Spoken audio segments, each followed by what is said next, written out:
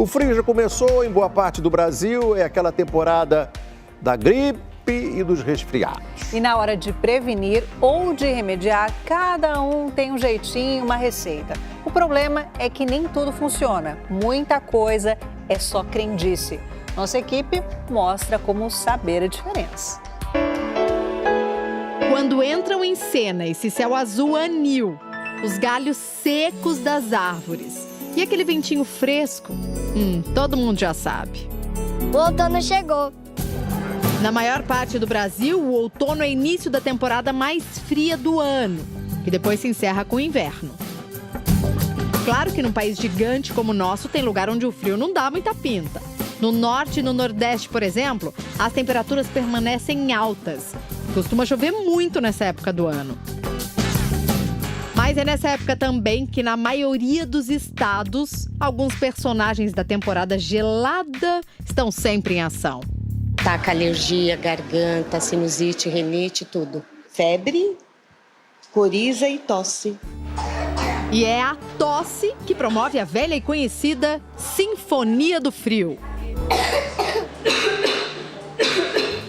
Todo ano a mesma coisa.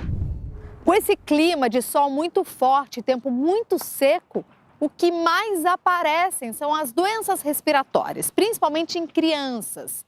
A partir de agora, você vai saber que doenças são essas. Será que é possível evitá-las?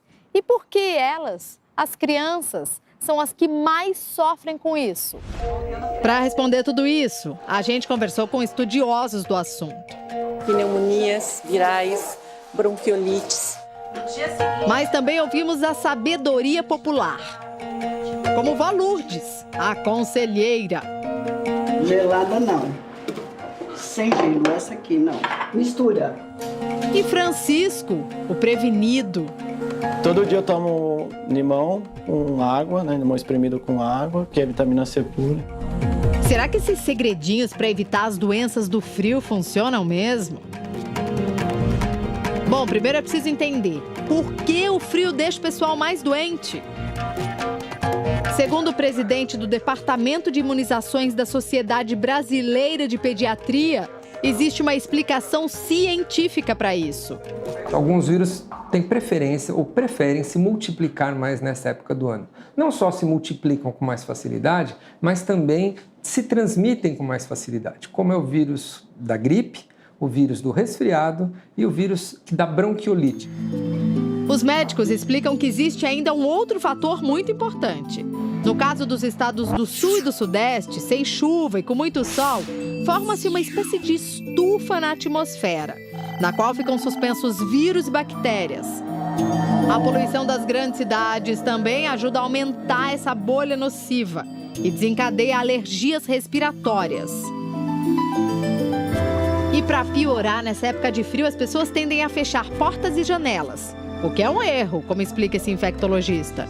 Essas pessoas se aglomeram sem, no entanto, melhorarem, otimizarem a ventilação desses ambientes. Isso é muito nítido no transporte público.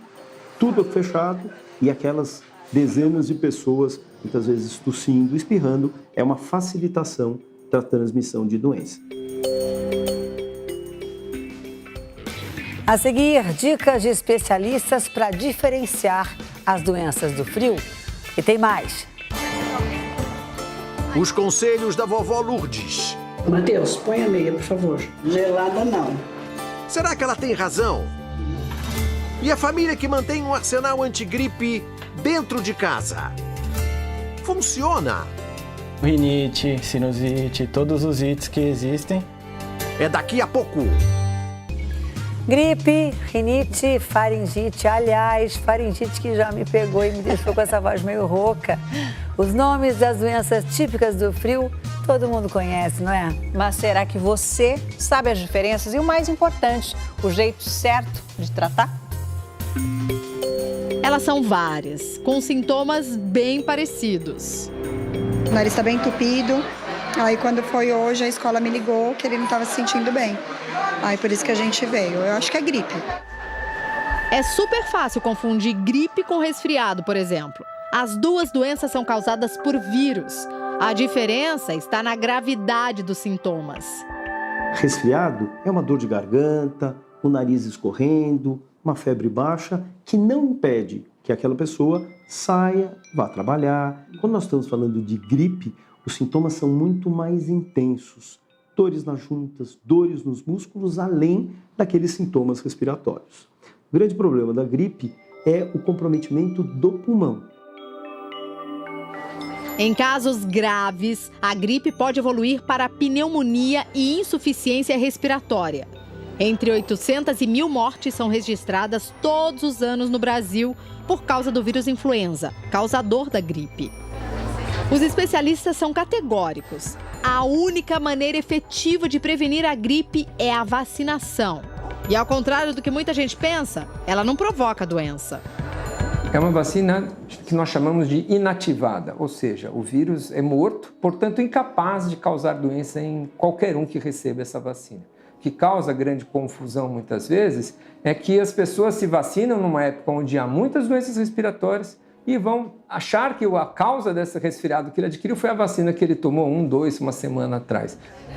Como o vírus se modifica todos os anos, é preciso também se vacinar todos os anos. A vacina é essencial para os chamados grupos de risco, ou seja, pessoas que têm facilidade de desenvolver a forma mais grave da doença. São eles idosos, grávidas, pessoas portadoras de doenças crônicas e crianças com menos de 5 anos. Como os pais e as mães precisam trabalhar, então a introdução dos seus filhos em escolinhas, em creches, muito cedo, o sistema imune não é tão bom ainda. Portanto, as crianças adoecem mais. As escolas precisam ter de fácil acesso para seus funcionários pias, lavagem de mãos, álcool gel, É uma maneira de você reduzir a transmissão de doenças respiratórias neste ambiente. Agora, quando é que a gente sabe que é preciso correr para o pronto-socorro com a criançada, por exemplo? Uma febre que perdura mais do que 48 horas, a gente escuta muito isso do pai. Olha, doutora, eu não sei o que acontece, mas ele não está bem. Então, esse é o momento que você tem que procurar o hospital. Na casa da avó Lourdes, a maior parte da família não fica doente assim tão facilmente. Diz ela que é porque fica em cima. O Matheus nem sabe o que é tomar um iogurte gelado. Eu levanto bem mais cedo do que ele, eu vou para a geladeira, tiro o iogurte, deixo no copo um pouco para quando ele levanta, ele possa tomar. Sorvete então? Depende. Depende do quê? Se for derretido no micro-ondas antes? Não. Já sai o gelo.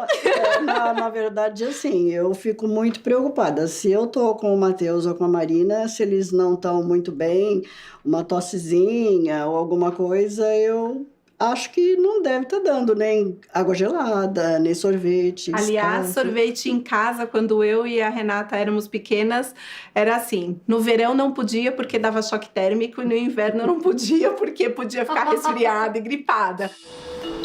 Bom, agora presta atenção que tem mais conselhos da avó Lourdes. Matheus, põe a meia, por favor. Não é bom estar andando descalço, sair sem um agasalho.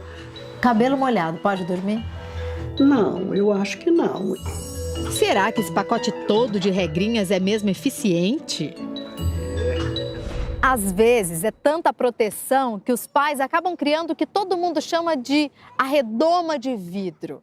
Agora, o importante é saber se tudo isso evita mesmo que as crianças fiquem doentes. Ou será que dá para elas brincarem tranquilamente do lado de fora? O infectologista diz que os cuidados com a friagem não resolvem totalmente o problema, mas já ajudam. Toda vez que a gente entra em contato com temperaturas mais baixas, entope o nariz logo a seguir, passa-se a respirar pela boca, dores de garganta acabam acontecendo. A temperatura mais baixa também diminui a produção de proteções, facilitando, caso eu venha me expor a vírus e bactérias, a alguma infecção. Na casa do Francisco, a dica para não ficar doente é preparar o corpo. Todo dia eu tomo um complexo vitamínico gelado, tem que tomar. Aí eu tomo uma vitamina C e uma outra vitamina em goma. E dependendo da minha garganta, se tiver ruim, eu tomo mais um mel E todo dia eu tomo limão com água, né? Limão espremido com água, que é vitamina C pura, então eu também tomo. Suco de laranja. Afinal, complementar a alimentação com vitaminas ajuda a prevenir as doenças do frio? Não há nenhuma evidência de que doses elevadas de vitaminas, vitamina C ou qualquer outra, seja preventiva ou até terapêutica para quem está com alguma doença respiratória. Pode até parecer que o kit prevenção do Francisco acaba aqui, né? Nada disso. É só dar uma vasculhada pela casa que a gente encontra, olha, álcool em gel. Parece que tem vários. Bom, custa nada, né? Melhor prevenir. Dá certo. A última vez que eu fiquei gripado foi faz uns 2 anos já. A Carol, quando conheceu o marido, foi obrigada a se acostumar com tudo isso. Não conhecia ninguém assim tão prevenido quanto ele, né? De ficar ligado em temperatura, agasalho. Então, eu achei muito engraçado. Tem rinite, sinusite, todos os ites que existem. E a virada da temperatura me afeta bruscamente. Então, parece que não, mas quando teve essa virada do verão para o outono agora, eu senti muito. A Helena, de 2 anos, ainda não entrou no ritual do pai. O que os dois têm certeza é de que para tudo é preciso equilíbrio.